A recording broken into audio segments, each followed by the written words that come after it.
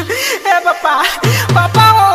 तू प्यार कर तो तुम न जानतो कि प्यार का होला मतलब हमरा के बाहर भेज देलो अब का करी याद आवता अरे याद आवता रे तारा पतोहिया के मिक्स बाय संस्कार स्टूडियो आकाशी मोड़ फोनवो न उठावेला हमके गरियावेला चोई तुम्हें कुछ न भावता पापा मलिया के याद आवता पापा मलिया के याद आवता पापा मलिया के याद आवता पापा मलिया के याद आवता पापा मलिया के याद आवता फोनवो न उठावेला हमके गरियावेला चोई तुम्हें कुछ न भावता पापा मलिया के याद आवता पापा मलिया के याद आवता पापा मलिया के याद आवता पापा मलिया के याद आवता दिन भर त तू भई चरला बकरी चरइलो प्यार कइले रह त तब न जानतो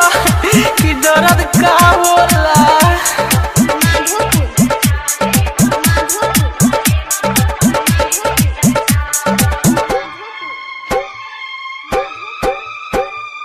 याद आवे ओकर डांटल संगवा गेहूं के काटल देखी के मुंह बिचकावल माथवा पर बोझा उठावल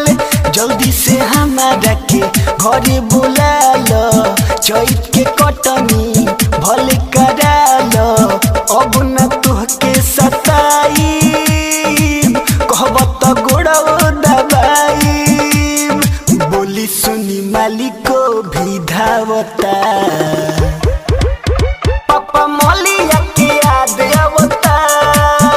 पापा मलिया के याद आवता पापा मलिया के याद आवता पापा मलिया के याद आवता पापा मलिया के याद आवता ए जी रमेश भाई राकेश भाई रितेश भाई सब के लड़की लेके सेट हो गइल आ जब जब हम जते तब तुम मारत रहो आ ढेरी देदार बनत रहो रोका अब लड़की लेके भागत जानी मिक्स बाय संस्कार स्टूडियो आकाशी मोड़ डीजे तारा डीजे तारा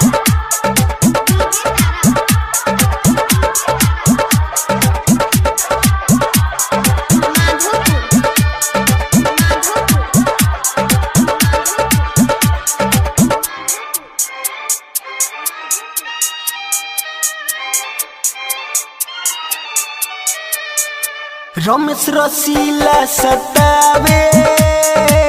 सोनू के याद बड़ी आवे राजन राकेश बाड़े रूठल रहला के दिल बावे टूटल होतावे गजन नाही रहाई अब ना बोलाई बत खाले दवाई दिलवा से के तनो भुलाई भूल के भी भूले ना पाई देखी के विकासवा मुँह बावता पापा मलिया के याद आवता